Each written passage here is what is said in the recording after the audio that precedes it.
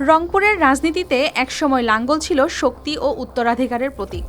সেই প্রতীককে ঘিরেই এখন ভাইরাল একটি ছবি। সামনে লাঙ্গল রেখে জানাজার নামাজ পড়ার দৃশ্য। ত্রয়োদশ জাতীয় সংসদ নির্বাচনের ঘোষিত বেসরকারি ফলে দেখা গেছে ১৯৬ আসনে প্রার্থী দিয়েও কোনো আসনে জয় পায়নি জাতীয় পার্টি, যা ৪ দশকের ইতিহাসে নজিরবিহীন। রংপুর ৩ আসনে চেয়ারম্যান জিএম কাদের ও গাইবান্ধা ১ আসনে মহাসচিব শামীম হায়দার পাটোয়ারি তৃতীয় হয়েছেন। প্রতিষ্ঠাতা হোসেন মোহাম্মদ এরশাদের শহরে রংপুরেও বদলেছে চিত্র। জামায়াত প্রার্থীদের ভালো ফল নতুন সমীকরণের ইঙ্গিত দিচ্ছে। ভাইরাল ছবিটির স্থান ও সময় নিশ্চিত নয়, তবে প্রাথমিকভাবে ধারণা করা হচ্ছে এটি রংপুর ৪ আসন পীরগাছা কাউনিয়া এলাকার। News desk, RTV।